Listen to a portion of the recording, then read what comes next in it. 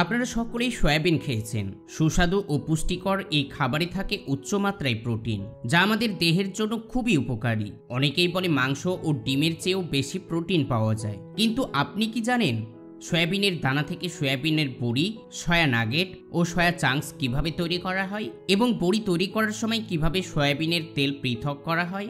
আরও একটি কথা, অনেকেই বলে সয়াবিনের বড়িতে নাকি শূকরের চর্বি মেশানো হয়। সত্যিই কি তাই? আজকের ভিডিওতে সব প্রশ্নের উত্তর পাবেন, তাই ভিডিওটি শেষ পর্যন্ত দেখবেন। তো চলুন শুরু করা যাক। সর্বপ্রথম ভারত এবং বিভিন্ন দেশের কৃষকরা হাজার হাজার বিঘা জমিতে সয়াবিন চাষ করে থাকে। তারপর যখন সয়াবিন পরিপক্ক হয়ে যায়, অর্থাৎ ফসল কাটার সময় হয়ে যায়, তখন সেগুলোকে হারভেস্ট করে নেওয়া হয়। আর হাজার হাজার বিঘা জমি থেকে সয়াবিন হারভেস্ট করার জন্য এই ধরনের বিশাল বিশাল হারভেস্টিং মেশিন ব্যবহার করা হয়। বর্তমানে কৃষকরা বেশিরভাগ কাজই আধুনিক টেকনোলজির মেশিন দিয়ে করে নিচ্ছে। যাই হোক, একবার সয়াবিনের দানা হারভেস্ট হয়ে গেলে সেগুলোকে প্যাকিং করে রেখে দেওয়া হয়। তারপর ক্ষেত থেকে কারখানায় নিয়ে আসা হয়। প্যাকেজ করা সয়াবিনগুলোকে ট্রাকে করে ফ্যাক্টরিতে আনা হয়। ফ্যাক্টরিতে আসার পর ছাঁটাই করা হয়, যেখানে সর্টিং এবং গ্রেডিং করা হয়, যেন শুধুমাত্র ভালো কোয়ালিটির সয়াবিনের দানাগুলো রাখা হয়। ভালো বড়ি বানানোর জন্য এটা খুবই জরুরি। তারপর এগুলোকে সুরক্ষিতভাবে সংরক্ষণ করে রাখা হয়, মানে স্টোরেজ করে রাখা হয়। ছাঁটাই করা দানা সাইলো স্টোরেজে সুরক্ষিত রেখে আর্দ্রতা থেকে বাঁচানো হয়। প্রাথমিক অবস্থায় সমস্ত দানাগুলোকে পরিষ্কার করে ক্লিন করা হয়। ভাইব্রেটিং স্ক্রিন দিয়ে ধুলো এবং ময়লা বাদ দিয়ে দেওয়া হয়। তাছাড়াও স্টোন ডিটেক্টর দিয়ে ছোট ছোট নুড়ি পাথরগুলোকে আলাদা করে নেওয়া হয়। অনেক কারখানায় ম্যাগনেটিক সেপারেটর থাকে, লোহার টুকরো থাকলে সেটাও ধরা পড়ে যায়। এরপর ক্র্যাকিং এবং কন্ডিশনিং করা হয়। দানাগুলোকে ছোট ছোট টুকরো করে ক্র্যাক করা হয়, আর এইভাবে ভিতরের অংশগুলোকে উন্মুক্ত করা হয়। এরপর কন্ডিশনিং করা হয়। হালকা গরম ও আর্দ্রতা ঠিক করে নেওয়া হয়, যাতে পরের ধাপে কাজ সহজ হয়ে যায়। তারপর দানাগুলোকে ফ্লেকার মেশিনে ঢুকিয়ে সয়া ফ্লেক্স বানানো হয়। পাতলা ফ্লেক্স হলে তেল বেশি বের হয়। এরপর এক্সট্রাকশন প্রসেসের জন্য পাঠানো হয় এক্সট্রাকশন মেশিনের দিকে। সয়া ফ্লেক্স থেকে তেল বের করার জন্য এটাকে সাধারণত সলভেন্ট এক্সট্রাকশন বলা হয়। অনেকেই আবার এটাকে সল্ট এক্সট্রাকশন বলে, কিন্তু আসলে সলভেন্ট দিয়েই তেল টানা হয়। যেই তেল বের হয় সেটাকে রিফাইন করে অটোমেটিক মেশিনে ভরে বোতলে ভর্তি করে বাজারে বিক্রি করার জন্য পাঠিয়ে দেওয়া হয়। সয়াবিন বড়ি তৈরি করার সাইড প্রোডাক্ট হলো সয়াবিনের তেল। তেল আলাদা করে নেওয়ার পর যে সমস্ত ডিপ ফ্যাটেড সয়া ফ্লেক্স বেঁচে থাকে তা দিয়েই বানানো হয় সয়াবিন বড়ি। সয়াবিন বড়ি তৈরি করার জন্য সর্বপ্রথম এই ফ্লেক্সগুলোকে আটায় রূপান্তরিত করা হয়। শুকনো ডিপ ফ্যাটেড সয়া ফ্লেক্স পেশাই করে আটা অর্থাৎ ময়দা বানানো হয়। তারপর এক্সট্রুডিং প্রসেস অ্যাপ্লাই করা হয়। আটা বা ময়দা থেকে বড়ি বানানো হয়। তারপর এই আটা যায় এক্সট্রুডার মেশিনে, যেখানে উচ্চ তাপ আর চাপ আর স্টিম দিয়ে মিশ্রণকে ফুলিয়ে ফাঁপিয়ে নির্দিষ্ট ছাঁচ দিয়ে বের করা হয়। আর এই প্রসেসের কারণে তৈরি হয় সয়াবিন বড়ি, সয়া নাগেট ও সয়া চাংস।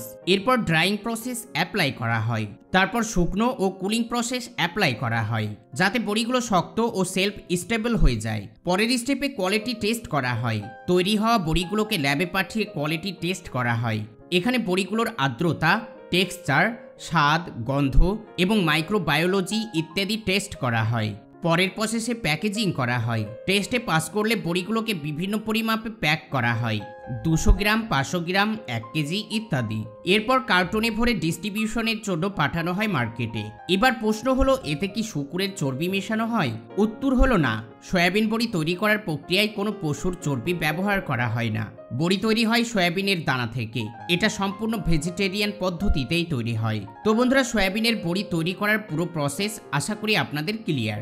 এবার চলুন আমরা জেনে নিই, একবার সয়াবিনের তেল তৈরি হয়ে যাওয়ার পর সেগুলোকে কিভাবে রিফাইন প্রসেসে কনভার্ট করা হয়। আসলে তেল কেন রিফাইন করা হয়?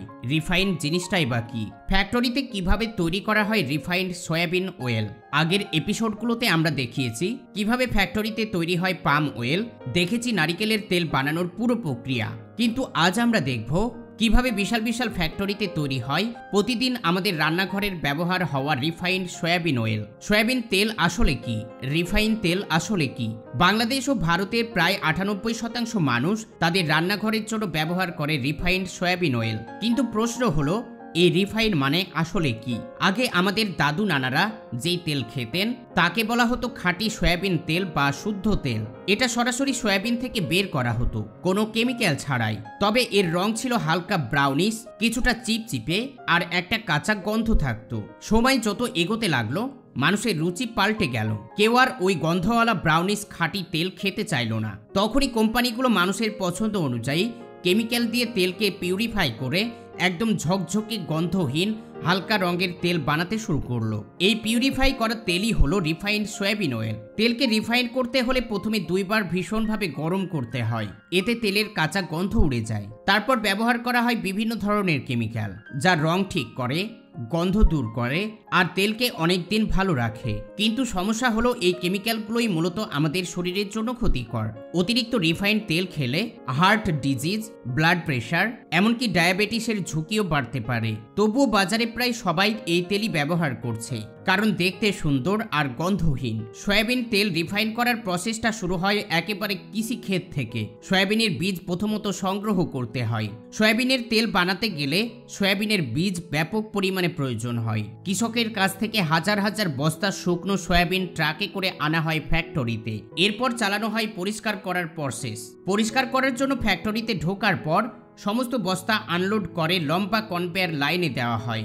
সেখান থেকে পাওয়ারফুল ম্যাগনেটিক স্টোন ডিটেক্টর, যা দিয়ে বীজের মধ্যে থাকা যে কোনো পাথর বা লোহার টুকরো আলাদা হয়ে যায়। এরপর শুরু হয় সয়াবিনের খোসা বা ছোবড়া আলাদা করার প্রক্রিয়া।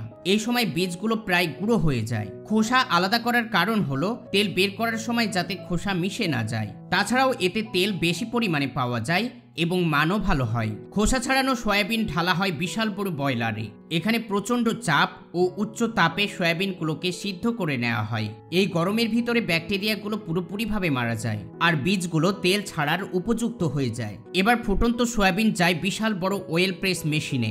এখানে জোরে চাপ দিয়ে বীজ থেকে তেলগুলোকে বের করা হয়।